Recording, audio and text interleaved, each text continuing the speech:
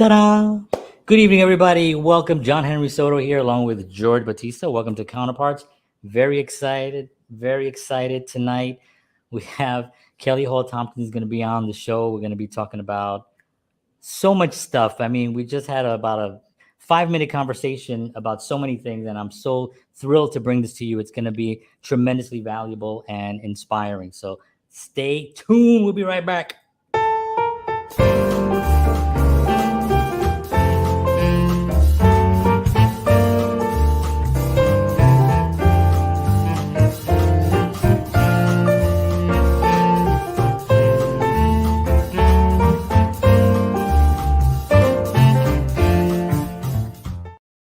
All righty, and there's our little theme song. I hope you enjoyed that. I hope you danced. Want to thank everybody for tuning in. George, how are you?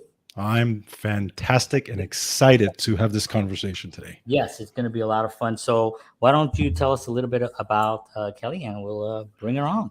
Oh, definitely. So, Kelly Hall Tompkins, what can we say? She's a professional violinist and the founder of Music Kitchen Food for the Soul, a program that lifts the spirits of homeless New Yorkers through live classical music recitals.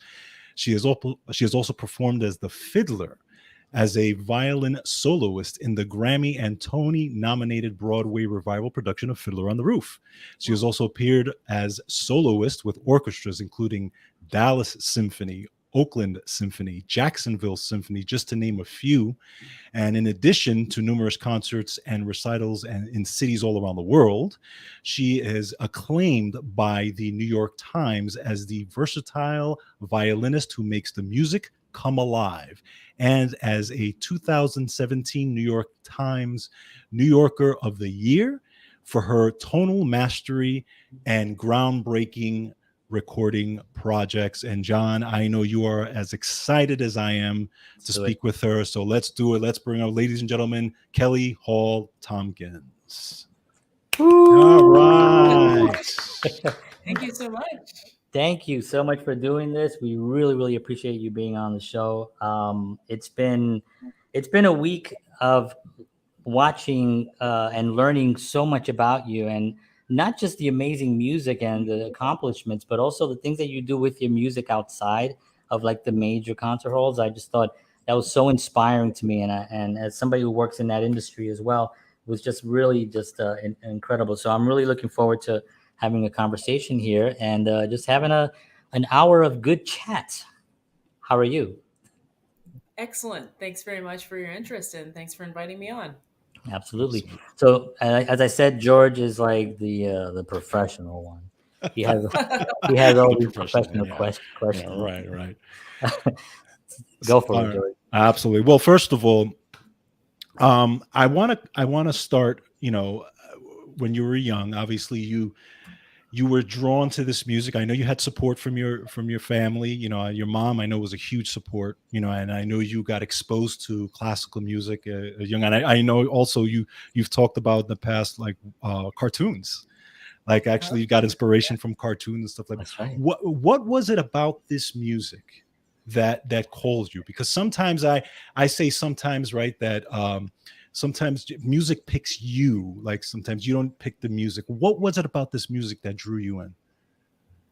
Oh, it lifted me up. It inspired my imagination. I loved the dance of it. I loved the lyricism. I loved the bass lines. I loved the choreography in terms of the cartoons. I loved the match with the choreography of the animation. Yeah. Right. I also grew up Lutheran, so just hearing the Baroque music of Bach, all of it together, I think I sifted the music out of my environment, from commercials, from church, from Warner Brothers cartoons, just all of it. I really, I just was taken with it. Mm-hmm. And it felt like a language that I need.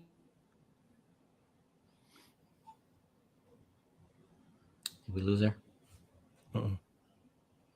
She just froze there. Uh-oh. Did we lose Kelly? Oh, there she is. Okay. Okay. For a second there. Okay. So we lost you at the Music the cartoons. What was the last thing? I can't remember. Well, the choreography, the Right, Right, baseline, right, the right, exactly. right. lyricism, I just felt called by all of it. You know, both I sifted the music out of my environment everywhere that I was, whether it Right. was Saturday morning cartoons on TV or Sunday morning Baroque music at church or commercials. I mean, I think I was in the same environment as all the rest of my friends in elementary school, but I'm the one that looked for the music everywhere I could find it. I love it. And Amazing. yeah, so when I finally went to hear, I think we had an organized trip to go hear the local orchestra in my town in Greenville, South Carolina. And I was just hanging over the balcony Yeah, watching them play. And then when a string quartet came to my elementary school, I was done. I was like, that's that's what I want to do. awesome. I was gonna ask you like when was it that the strings hit you, but that was it. Well, it was 9 years when I was 9 years old. I think I can't remember if it was the very same year that I started or if it was the spring before I actually got to take the classes. I'm not sure, Yeah. but it was pretty fast. Yeah, yeah. You always remember that too. Like I remember because I grew up in a Spanish family. I'm from New York. I'm from the Bronx, and my grandfather would play these amazing songs with this great guitar, Spanish guitar. But then I heard Santana on the radio once, and I was like, "What is that?" Right. I want that in my life, Yeah, And then yeah, from right. that moment on, the guitar and that sound just became, it's just an amazing thing that it's hard to explain, Yeah. Hard to but explain. yeah, but it is just something that you just can't. It's like George is a drummer, an amazing drummer, and he just took to hitting things. Like I was like, Yeah, it was kind of weird. It's true, and I music, like for me, and maybe for you, music was always in my life as a child. My mother used to tell me stories that when she would put the washing machine on, I would stand there and just rock to it, and so she always kind of knew that I was going to do something in music. So, but it's just calling that you have that it's always there, no matter what. Even when I'm not playing, I want to be playing. It's that type of yeah, thing. So it's an amazing feeling. yeah. It really is.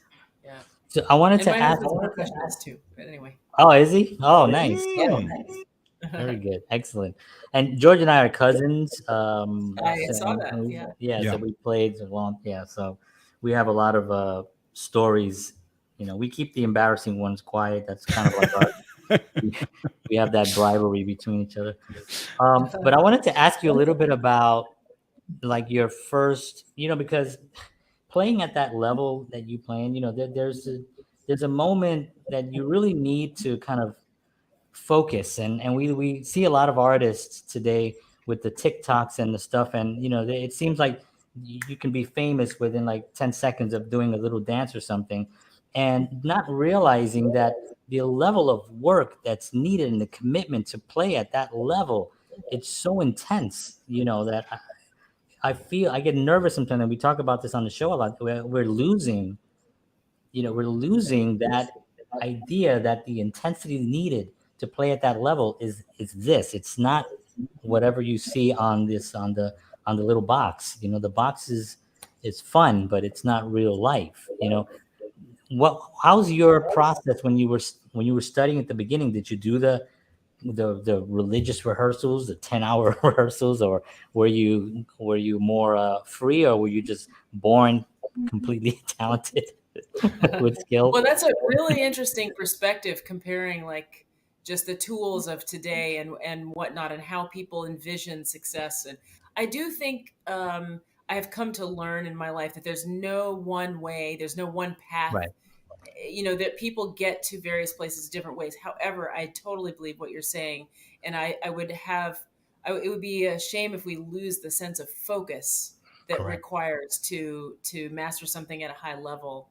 That's not a 10-minute 10-minute Yeah. TikTok video. It's Right. true. Right. I mean, the thing that I learned over time is that in my field, people tend to start at, particularly violin or piano, tend to start at age 3, 4, 5, 6, 7, 8. I started at 9, but I used to be so self-conscious about that for years. Hmm. But until I was actually it was until not until I was on an interview on MSNBC alongside Misty Copeland, who Hmm. started Oh, at wow. 14. Right. I officially put that to bed. And I said, okay, right, now I see people Yeah. do different things differently, and there's no one way. And Right. I also came to understand that passion about something is so much more powerful than someone saying, you should do this. And Mhm. so I'm glad that I came to it on my own and I didn't have somebody say, you should do this, Right. because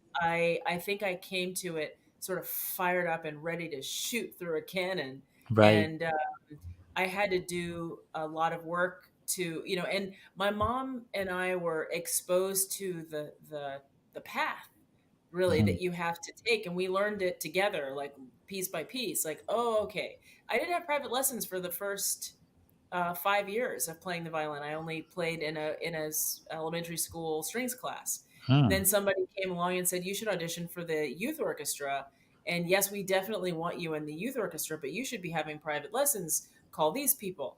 And, and then at that point, things just really started to go on a fast trajectory. And, Yeah. I went to the next level teacher, and I entered the pre-college program, and the teacher said, you're one of the best violinists in the country in your age group. You should be studying at places like Tanglewood in the summer. Wow. And, Right. I went to Tanglewood, and then I went to Aspen, and then it was a question of where to go to college. And in my family, my mom was used to great universities, and I was like, but I want to go to a conservatory, and this is what that looks like, but not Hmm. knowing exactly what kind of it. I mean, I wanted a rigorous education, and I wanted to make sure that it was very complete and not light on anything. So I wasn't sure what that looked like. So I cast a wide net. I auditioned for 9 schools, and my mom took me to every single one of them. I think every one except one, or maybe all of them. I think actually it was all of them. Wow. And yeah, so I really had a wide selection process, and I went into it with my eyes open, and I chose the Eastman School of Music to do my undergrad, and then I did my master's at Manhattan School. I had gotten into Juilliard as well, and full scholarship at Manhattan School, so the Wow. choice was clear. But yeah, it's a process, it's a path. I didn't When I was a kid, I didn't necessarily know how to practice right away. Hmm. But what I did, I think, was also powerful. I just wanted to be able to play it the way that I could hear it. That's Hmm. all I Right. wanted. That's all I wanted. I just wanted Yeah. to be able to play it the way I wanted to hear it, Right. the way I Right. was hearing it in my mind. And so that was the carrot at the end of the stick that I never could quite catch up with, and that's what kept me chasing. And I think that plus the addition, of private lessons, plus the addition of these summer camps, just made me kind of shoot like a cannon, even Right. with a more of a late start, because I just had the passion for it. I love it. And you mentioned shoot like a cannon. It's important that when kids to not tell them you should do this or you should do that, and let that cannon be shot with their own spark. You know what I mean? Their own strength. Rather than have someone push you in that direction. Like I have two kids, and I bought a keyboard. My daughter was like, "I want a keyboard." And I was like, "All right," I bought her a keyboard. She kind of struggled a little bit with it, so she can. And I'm not pushing her to it. I got guitars all over the place, and my son is, not. But I want to give them the gift of music, so I play stuff for them. I play, listen to this. I want you to listen to this. I want and give them Right. that, because that's really where the joy comes from. So many kids. I grew up in the inner city, so I remember being in school one day, and we were going down the stairs to lunch, and there was this little boy on one side, and we 2 rows, and I was on this side, and he was a singer. He sang, and one of the the other kids was like, "You be singing? Like you be singing?" And the kid was like, "Yeah, I'm singing." And then it started like this little kind of like making fun of the kid. And I remember instinctively I was like, "That's not okay." I mean, I was only whatever 7 or 8 years old, but I knew that that was not okay. And there's this thing in the inner city about doing stuff that's outside the box, as far as like music, for instance, is a big. Classical music is even bigger. But like I was playing the blues. Who's playing the blues in South Bronx. Nobody knew. Right, right. You know what I mean? Even though we were all singing the blues, but nobody was really playing the blues. And so that became like a real important thing for me to try to communicate now to young people, that it's like, if you feel it, then that's yours. Right. Right. That's exactly right. That's exactly right. Well, it's not just the inner city. I mean, I grew up in a small city in South Carolina, and I didn't fit in anywhere. Mm. No one understood me. The black kids didn't understand me. The white kids didn't understand me. That I was in my kind of own world, especially when I was in um, when I was in my regular high school. Like by the time I got to high school, I started to go to two different high schools. I went to a fine arts school. Mm. It was a public magnet school, and it was amazing. And then but I left my regular high school courses, and I did all that there. And then I would go to this, and that was really the first place in my hometown where I really felt like I belonged, because it's like, oh, here's a place where I don't have to wait till I go to college. Here's a place where we all love the arts, and we all get it, and we live for this stuff. We swim in it, and we can excel, and we can just sort of marinate every day in the courses and the music. And I mean, in elementary school, I had kids that wanted to beat me up. They didn't like the way I talked. They Right, didn't like right, the right, fact that I right. played a violin. They just didn't get it. And that was kind of tough, but I think I found myself Mhm. in all of that, and I was never cowed by it. It's like you're really missing out on this. I Yeah. don't really care what you think, but Yeah. it was a tough going, just to try to figure out why am I so different than everyone around me? Why is it so hard to find a place where I fit? Yeah. And I'm not. Yeah, I think it's a really important part of your journey to Yeah. just have the fortitude to stay the course. Yeah. Absolutely. And I'll stop talking in a minute, George, and let you ask. I apologize. But I also felt that way too, where I felt almost sorry for the ones that didn't get it. I'm like, how can Exactly. you not listen to this and be blown away? And then Right. why are you even talking? Because people sometimes, when you're listening to music and someone starts talking, I don't know about you guys, but that to me is like, That I drives me I nuts. cannot deal. If I have my headset You're on not and my wife comes focusing. up, it's Yeah, like, you're not focusing on it. You're not yeah, like you're missing. You're missing it. missing it. Yes, What are you yes. doing? Stop talking. Pay attention.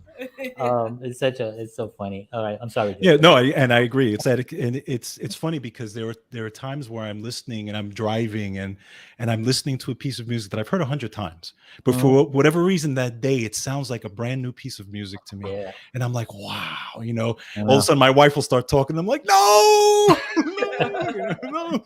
Yeah, But growing up, you had something that not everybody has. You had a very supportive mom, right? She really helped you out. Was there any point during your journey where you were like, do I keep doing this or do I do something else? Or did your mom say, okay, you need a backup plan, that type of thing? Or was it Oh, straight ahead? she didn't really understand. We didn't have professional musicians in our family, and my Mhm. mom had had two careers. She was on her second career by the time I was in high school. She started out as a psychologist, and she was a computer engineer. My mom is all things excellence. I don't care what it is. Well, You're wow. going to do it at the top level. That's awesome. wow. That's my mom. So I learned that whatever I didn't come into the world with, I definitely got from my mom, in terms of drive and excellence and precision and quality and integrity of work and all of those things. It definitely came through the lens of my mom's influence. But yeah, she was concerned. Okay. She was like, well, maybe you want to get a 9 to 5, and then you Right, can. I was like, right. no. And even in high school, I said, Look no, at that. I'm Look at not. that. No, I'm Wow, not going to really? do that. And she's like, but what are you going to do? I was like, I don't know, but I'll figure it out. Wow. And I just had this sense of conviction. Yeah. I didn't know, but I was like, no, I'm not going to get another kind of job. No, I'm going to be a violinist from the Wow. start. And, Amazing. then you get a little bit more reality as you're about to graduate, and you are a little concerned, like, what am I going to do? But then these things start to fall into place. I mean, I'm a go-getter. I never leave it to chance. They don't Mhm. just fall into place by themselves, Right. but still there are a lot of unanswered questions. And it's a leap of faith, and some wonderful things happen. When I moved to New York to go to Manhattan School of Music, suddenly, for the first time ever, I was a runner-up at the New York Philharmonic audition. The very first time I did an orchestra audition, I was Wow. runner-up at the New York Philharmonic. So I started subbing with them, and that Wow. was this major development in my life. And actually, I happened to be in the orchestral master's program at Manhattan School of Music, so it was, I was concert master in the orchestras at Manhattan School as well, and got some terrific opportunities. Meanwhile, on the other sphere, I was doing a lot of solo playing, but I didn't really consider that a viable path. I was like, Mhm. well, that's nice, but really, Right. this is the only practical thing over here. Okay. And so I had an orchestral career in the beginning, but then I just was pulled to consider, like, you have to face this reality that you feel yourself as a soloist, and what are Yeah. you going to do about it? Mm-hmm. Are Right. you going to continue to tamp that down and ignore it? Or it's like, now is the time for choosing, Right. It's almost Absolutely. like the internal directors in me one day was just like, now's the time for choosing. What do Wow. you choose? And I Wow. was like, I leave the orchestra behind and I will be a soloist. Wow. So when you made, because I'm scared just even thinking about that. But when you made that decision, is it one of those things where you remember like where you were in that Oh moment? yeah. Really? Wow. Well, it wasn't one day. It took me years. It feels like it took me too long, Mhm. but at the same time, I have come to understand that I needed all of that time in an orchestra for so many reasons. I'm never gonna 100% leave the orchestra behind because Right. it's so in my bones, and I know the repertoire so well. I Yeah. now accept limited engagements as concertmaster because I just love that repertoire, and I don't want to say Yeah. goodbye to it. So I think that the years that I spent playing in my major job, which was the New Jersey Symphony, I played in a year in Spain. I played with the Orpheus Chamber Orchestra for, whatever. But the major job that I spent for 13 years was with the New Jersey Symphony. And I think I needed that time. I Mm. chastised myself for not leaving sooner. But Mm. in hindsight, I now realize that it was good incubation for all kinds of things. I Right. discovered myself as a public speaker there. I Mm. kind of discovered my first entrepreneurial, uh, leanings in that Mhm. job because of various situations of, grants that I received as an orchestral player there that I was able to apply to this and this and that project. Oh So yeah. I kind of had a chance to try some things out. And then I knew I was building up to taking a leave of absence, which I knew I was not going to return from. So I Mm. decided that I would not take that leave of absence until I was sure. And I knew I wasn't coming back, but I didn't communicate that to anyone. And I just wanted to try it out. It was kind of a major test balloon. Yeah. Yeah. And at the end of the second year, they said, "Okay, well, come on back." I said, "Well, actually, thanks very much, but I'm Like gonna I'm hello. gonna keep going this way." And Like Wow. but hello, the Kelly. first year that yeah, right, yeah. But the first year that I left, I mean, I'm very grateful for that time. And it was, as I Sure. said, it made me part of it. It made me who I am. And again, I used to feel very self-conscious about being a soloist that started out as an orchestral career, but Yeah. no one knows the orchestra better than I do That's right. Right. because of that Yeah. time. That's No one right. knows the orchestra. And I think Yeah. that sometimes people who are just groomed to be a soloist are groomed in a certain way, um, not with necessarily a holistic picture of Mm. the works. But Right. I think that it's a really very special opportunity to be able to know a composer in as many genres of that composer as possible. Oh, I'm wow. not a pianist, so I will never be able to play the Beethoven piano sonatas and concertos from that perspective, but I've played the Beethoven piano concertos, all five of them, Mm. and I've played the overtures, and I've played the orchestral pieces, and I've played the string quartets. So I feel like when I stand up to play the Beethoven violin concerto, I have that much more information in my Yeah. cells about Yeah. Exactly. what this music The is, essence and of it in every Yeah. way. the Yeah. essence of it. And I feel really good about that. It took me a while to realize, again, like I said in the beginning, there's no one path to get Right. to Right. anything.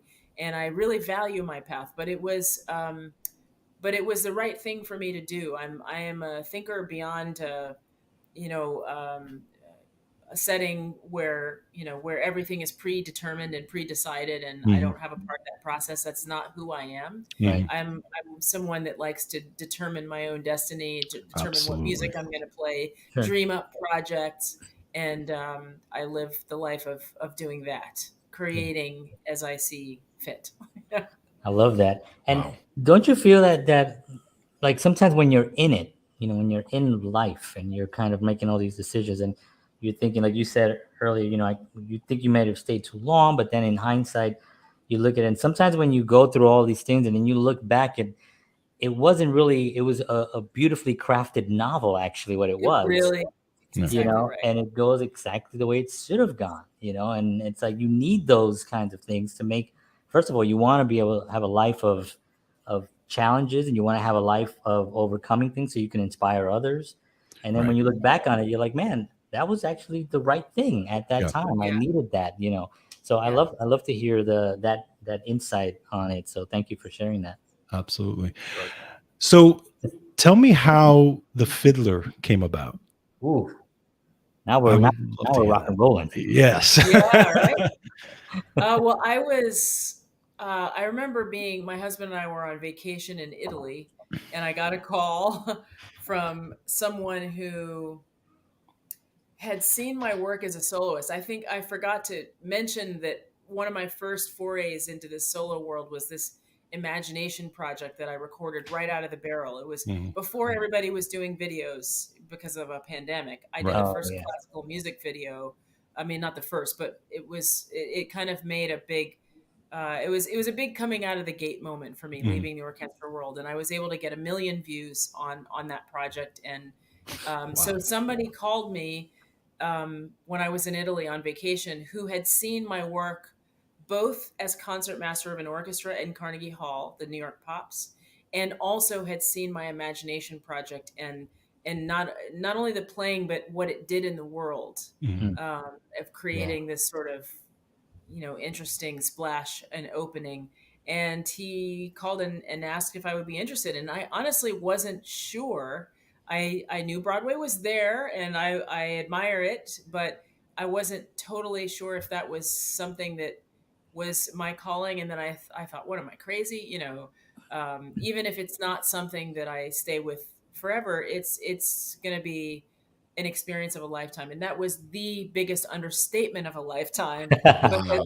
it is one of the grandest and most poignant personal and professional experiences of my life. Wow. I treasure every one of those days. And my husband had played a lot of Broadway as a sub, and Okay. he said, you're probably going to want to take a couple of shows off a week so you don't burn out. and Right. and I went in the opposite direction. I played every one of those 8 shows, and with Wow. bells on, because we had it was such an incredible and unique life experience for me, but mostly driven by the fact that we had an incredible company.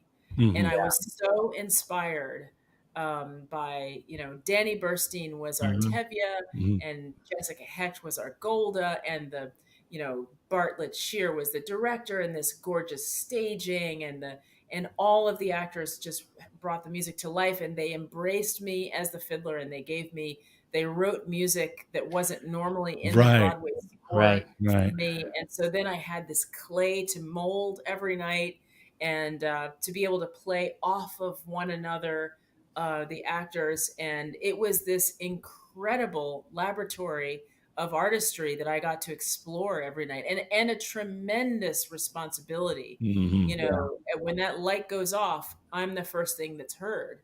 Oof. And I was the last thing that's heard at the end, Right. and lots of moments in the middle where I was the only one playing, or where it was the poignant statement to something that's happened on stage. And it was a tremendous and sobering responsibility, but it was so deeply inspiring and so moving, and I just loved it so very much. That's so And I amazing. I, I loved our little Anatevka, and being able to grow as a company every Mhm. night, you know. Mhm. So I did have some pre-contracted concerts that Mhm. I would leave occasionally, not in the very beginning, you know how that works, but Mhm. eventually I had some pre-contracted concerts that I would go away for. And I mean, I love my concerts, but I Right. hated being away. Right. Right. I always felt like there was I got out of the rhythm. Everybody Right. else Yeah. is in this rhythm, and we were in this rhythm together. And then it's like, okay, I got to get back in. Okay, we're in this rhythm together, Yeah. and we're doing this, you know. And he did this, so I did that, and she did that, and so I did this, you know. And it's just, Yeah. it was just this incredible synergy, and I Yeah. loved it. I loved it It's so much. it's a Do, do, dance. yeah, absolutely. Do you feel Maybe like I'm not being clear. Did I say that I loved it? But tell us, did you love it? yeah, how did you really I feel? You know. know I what I don't mean? think I actually said yet how I felt about it. But do you are you the type of person that thrives on those moments, those pressure moments? Not everybody does. I mean, some people are like, oh my God, I can't do it. But are you the type of person that really like kicks it into gear in those moments? I must be. Yeah. I don't like huge pressure moments, but I always come You to my you best just do work. it. Yeah. Right. Yeah. Okay. Right. And Yeah. you know, there are like everybody else. You know, there are plenty of things that you're not happy with, Sure. but I found that Broadway was the most, you know, in many ways it was the most pressure of anything that I had done in the classical world, because it's always on. Right. You know, Yeah. no matter what, you're a soloist tonight. No matter what else happens, you're a soloist tonight. The trains running with delays. Doesn't matter. You're a Yeah. soloist tonight. That's You right. know, Yeah. 8 shows a week. I what mean, Oprah's in the audience. You know, the Prime Minister of Israel's in the audience. Whatever. Itzhak Perlman's in the audience. You're a Wow. soloist oh my tonight. You God. know, That forget it. and I so it was a really incredible. It was actually the first window through which I could meet the world as a yeah. performing artist, because Wow. Yeah. I think, you know, the classical world is amazing, and I love classical music, but I said from my time there that I think the classical world could learn a thing or two from Broadway. Interesting. Just the idea, just who comes through those doors and who Yeah. you're Yeah. playing for every night. Yeah. Was really kind of an incredible part of the experience. And it was one of the most successful revivals of any show Mm. in the history of Broadway. I mean, it was humongous. I have a tech question, which is kind of going to show how dorky I am. But um, when you're playing, do you have a camera of the, because there's a fiddler on the stage, A he's dancer. and a dan right, and he has to mimic. I know that I think you spent some time with him, right, to actually show him how to hold it and how to Yeah. do you have visual of him? Is he on a camera? Can you see him Yeah. from where you are? This Well, is really, it what was go through my head. no. It's a very good question, because my time on this show was the very first time in the Fiddler on the Roof history that they bifurcated the role of fiddler. You know, there Oh, was, I, you know, oh, I usually didn't the know that. person that you see on stage is the person playing, Oh, but I didn't know that. they went in a direction with a casting that was not a Hamilton style of casting. It Right. was a more Right. traditional. I guess I don't fit that, you know. So they decided, we've got a soloist, so let's explore the full extent of that, and we've got a dancer, and let's explore the full capacity with that. So the dancer that played the fiddler, Jesse Kowarski, did things that even the other dancers could not all replace him on. Our production, they flew him 72 feet above the stage for that Whoa. interpretation of the fiddler's movement. Yeah. And that was a unique role in his case, and mine was a unique role in my case. But Wow. there Interesting. was very little in the Broadway score that actually calls for solo music from the person, which is why it was a little easier to accomplish in the Right. old days. But as they increased my role musically, they also increased Jesse's role in imitation or in interpretation of that sound. Not Okay. everything, but more and more they decided to to have the visual fiddler representing the sound that I was making. So I kind of took it upon myself to train him. He had a year of violin lessons in his childhood past. Mhm. And so it wasn't starting from absolute zero. So I just sort of Right. took it on myself to do that. And it kind of became part of the language of the Bartlett Shear production, because now I've been hired as a consultant to train the touring fiddlers for each of the touring companies that have been out since our production. So it was Okay. unofficial in our production. It has become official. And so basically, from a technical standpoint, to answer your question, they had Yeah. to figure out, I helped the company figure out how to make his violin stay silent, because when you put a bow on the string, it's going That's to right. make It's going to sound. make noise. Right. Yeah. Right. Yeah. Yeah. So I was teaching him how to look realistic, but not make sounds that would be so easily identifiable as not Right. what Click, I'm click, click, playing. click, So, click, click. exactly. So we came up with a variety of things. First, we tried putting no rosin on the bow, because the bow is designed to work with friction. Sure. And when you put the stickiness of rosin, that's what grabs the string and causes Right. the friction. So we tried that. That's not enough, because you still hear. Right. Yeah. Yeah. Yeah. Yeah. And so then I think after that we put a felt like a secondary bridge. The bridge is what keeps the strings up and allows you to Yes. put your fingers Right. down. Yes. But we put a felt Oh, okay. underneath the string so that they're stopped. Right. They're Exactly. they're Just touching literally a just going over. non-resonant thing. And Right. so that cuts it down a lot more. Okay. Not nothing, but it's no longer perceivable from the Yeah. from after like the first row or something. Okay. So yeah, there were some technical. And then because he does so much movement, and holding a bow is not very conducive to that movement, we Right. put a string around his wrist that was attached to the bow, so that if If it if he slipped. dropped Oh, it or whatever, it wouldn't actually fall. So interesting. there were Look at some things that. like See, Li- that's why I asked. Why I asked. See, the little things you don't even think about, I right? It's know. like- Totally. Isn't Wow. theater? I mean, like in musical theater is like so dynamic. Like, and I've been to Lincoln Center, and I remember I had tickets. Somebody gave me tickets at a job that I had, and I took my niece, and we were sitting like 3 rows out, and this orchestra came on, and I was the first time, and I was already an adult, but I sat there and I was like blown away. Like as soon as they went, and my niece just looked at me like she was like, I think I changed her life. I mean, she like it was like an incredible moment. And even on Broadway, Broadway does such a good job of presentation and just bringing you into this world that you shouldn't. It's not rational for you to go in, but for some reason, this music starts and these images start, and you're lost for whatever the show is. It's just it's such a beautiful thing. I just love it, and that's just me just Yeah. kind of going off topic and. Well, it's funny. No, that's great. I mean, music, you feel music deeply, and I relate to that tremendously. I Absolutely. played an additional 6 months after Fiddler on Sunset Boulevard. Right. And for that, we were on stage, and the orchestra became like rock stars to people who came, to hear this production. It is so funny. I would sign some autographs as Fiddler as people learned who I was through media coverage, because they couldn't see. But Right, in that's right. Sunset Boulevard, they could see us, and I had an extended solo with Glenn Close and whatnot. But this one woman I'll never forget said, she's like, "Oh my gosh, the orchestra! This sounds so great. I mean, they should just have that. They should just have an orchestra, like where you could just come and hear an orchestra, and that would." And I was like, "They do." They're like, yeah, that's a actually thing. been. That's I really think that was a thing. thing before. I think before Bless- Fiddler, that bless was a her thing. heart.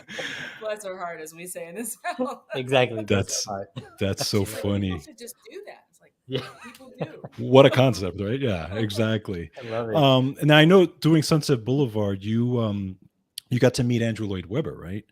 Yes. How was that? Oh, it was wonderful. It was really great to work with him, and to, the first time he came was our Zitz probe, the Right. final rehearsal before Rehearsal, we yeah. opened, and he gave me a sort of a special, recognition of my solos that I think knocked a lot of the leadership's sort of knocked him off their feet just because he doesn't often do that. Oh, Right. wow. Okay. Okay. Wow. That is awesome. That's Wow. great. So I want to, 40 minutes. So I Time wanted to flies. talk, Yeah.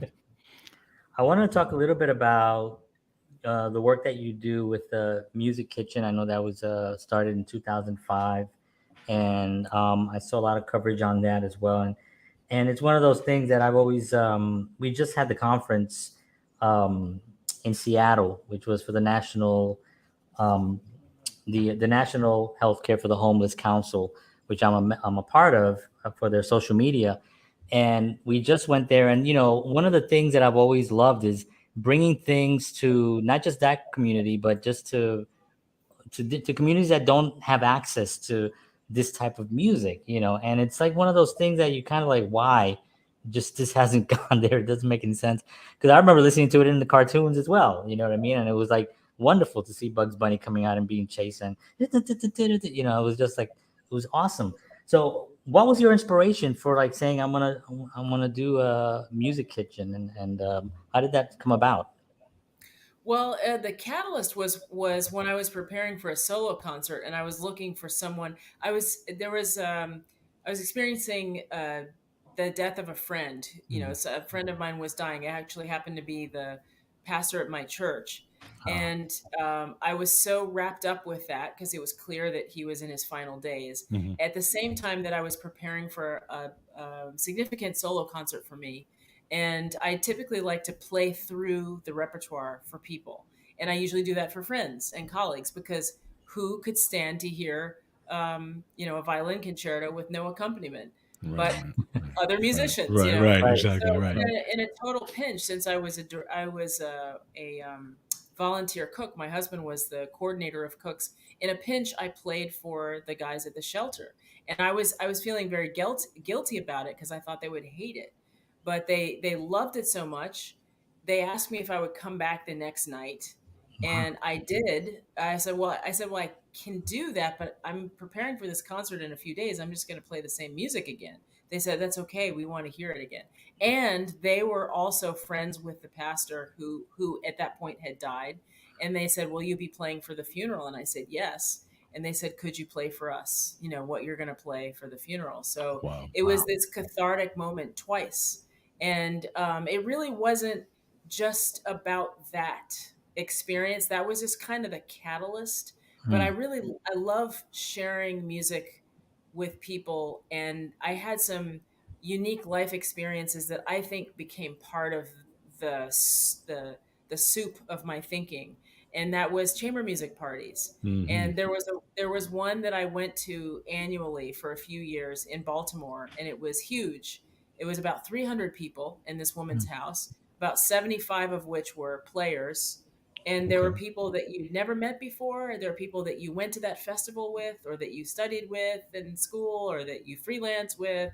And it was just this incredibly passionate array of people wanting to play great works of chamber music before the whole thing shut down for that year. Sure. Right. And I found there were people that were members of professional string quartets at this party. However, when people got together in spontaneous combinations, more magic would happen in Hmm. my mind than if you had hired these Hmm. a group of Right. these people to play a concert. And Sure. I that really stuck with me. And Hmm. so when I had this experience of just looking for a place to run through my solo music, really my default went back to that experience, and I thought it shouldn't clearly I need to do something to bring music to people regularly, and Sure. solo music is not the point. Right. There's something magical about chamber music, and Hmm. there's something magical about when you bring people together kind of semi spontaneous, not spontaneously like they don't know they're coming, but Right. not that not people who play together regularly, because at the Sure. time I had this incredible group of people that I was playing with in a trio. I was so over the moon to play with the two of them. It would have been very easy for me to just say, my trio is going to do this. Yeah. But I just had a sense that it's bigger than us. It's Hmm. bigger than me. It's bigger than in one group. It's bigger than this trio. And I started inviting people, but very, very special people. Like I just it's not just anybody who can play the notes right, but I'm looking for something more, that spark that I remember, that Hmm. passion, that spark that Right. happens when certain kinds of artists come together. That's Right. what I want to bring to them. Yeah. And so yeah, I started Music Kitchen, and somehow it kind of seems like a blink of an eye. We've presented over 100 concerts, over 200 Wow. top artists, and reached an estimated 30,000 shelter clients. Wow. Unbelievable. That's so amazing. I mean, it's one of those things where, because you're sharing music, but you're also sharing a moment, that they'll associate that music to a pleasure moment, because that's what music does. It, especially that, classical music, just spiritually, just just fills you. And so if you can just connect it to that moment, for for people that are having, a rough time and experiencing homelessness, it's one of those things that you really just can't put a price on, and you can't really even explain. I mean, I've actually have gone through that. I was homeless when I was a teenager, and I remember a band came to this shelter. That was with my mom and my brother and my sisters, and this band came, and they were a funk band. They were just kind of a funk band, but they were a family that would come in dressed up, and and for that, because we were all, obviously, if you can imagine, I was, I think, 15 years old, as depressed as you can be. But if you can imagine how I felt when they played, I was like, that's what I want to do. I want to play Yeah. like that. I want to do that. It just kind Right. of like, and for that spark, I mean, here I am at my age now. I'm still talking about it, and I'll continue to talk about that. So that's just so well done. That's just so awesome. Um, Oh.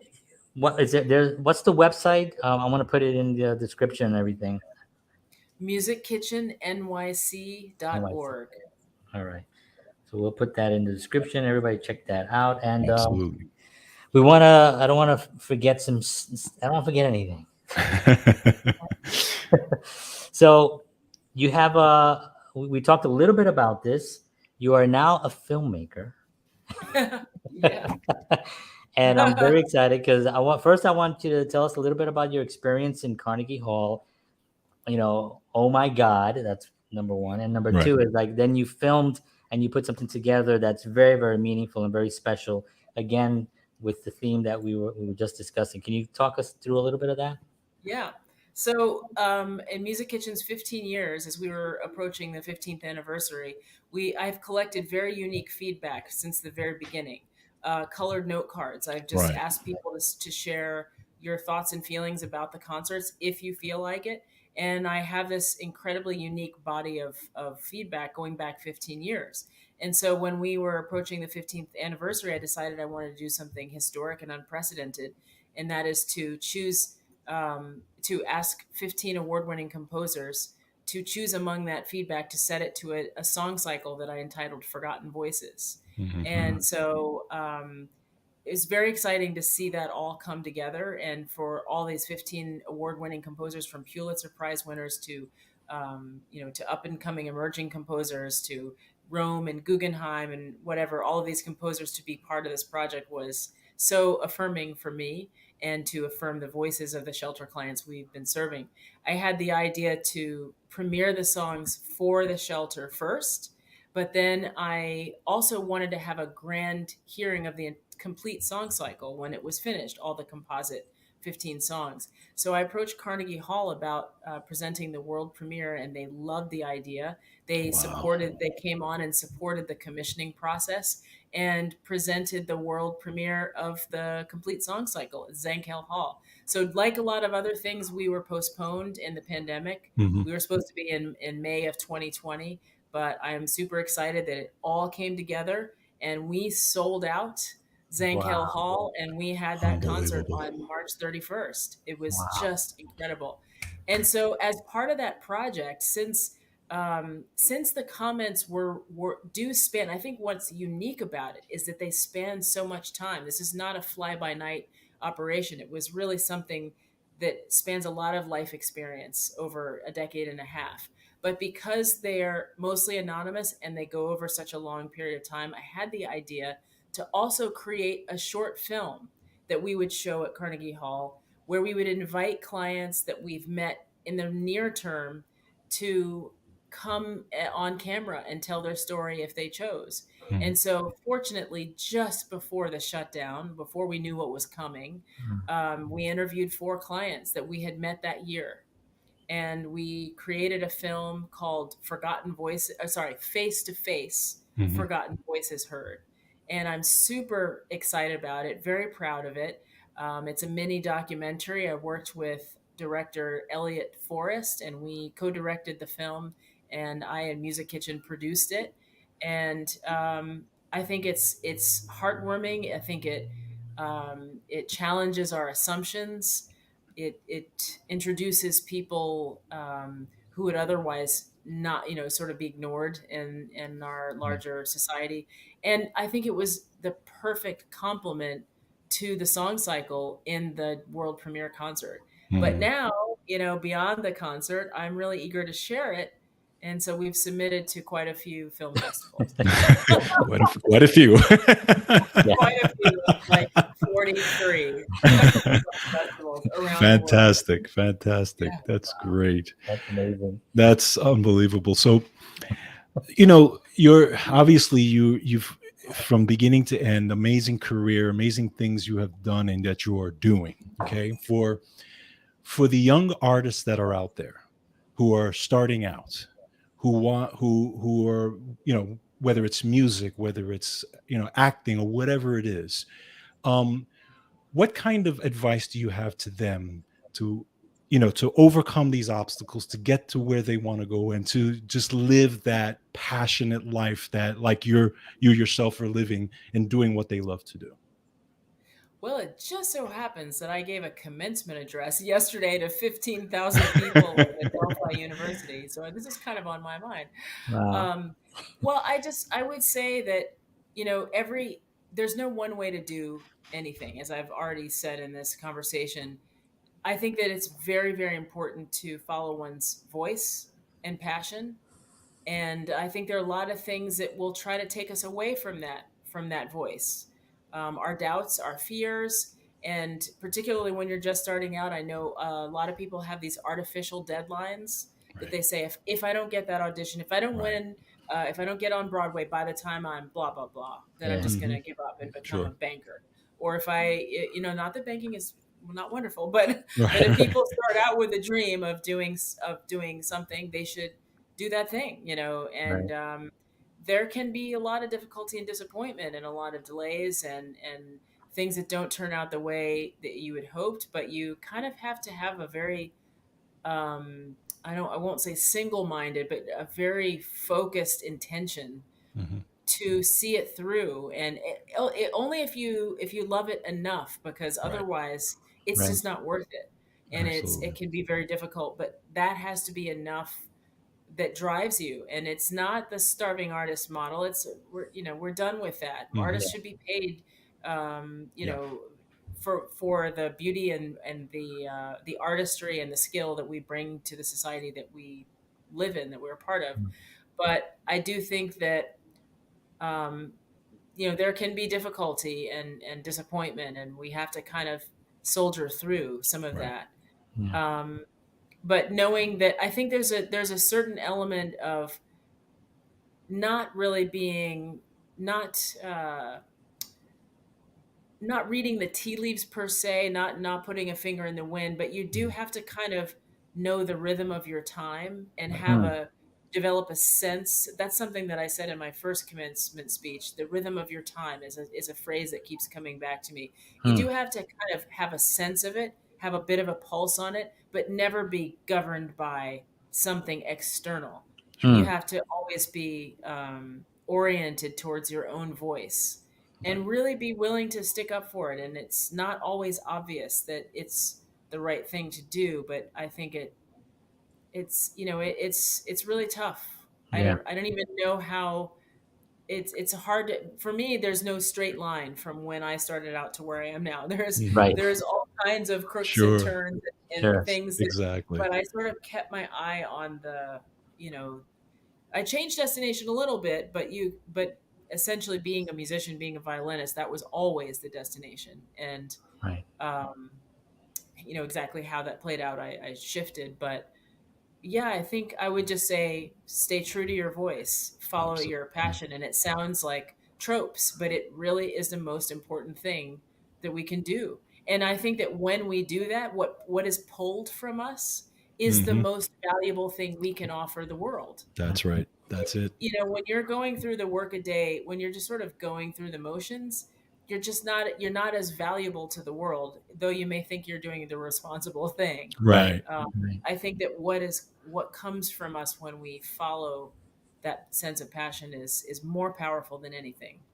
Yeah, it's that self-awareness of knowing where you are and it's also a responsibility as an artist. If you can lift someone up with your art in any way, then you better do that because we need it. Exactly. Yeah, we The world definitely needs do. it right now more than anything, and I think it's a Absolutely. responsibility that and I love what you said about the focus part, because I think that's really one of the things that we run into a lot. Is like the focus just seems to be a little bit, there's too much going on, there's too much distractions on these little tiny boxes and none of it is really um some of it can go out and maybe inspire someone. I do a lot of social media. That's what I do for a living, but I use the social media platforms to try to inspire people rather than try to do whatever, Exactly. but I think that the self-awareness is so important.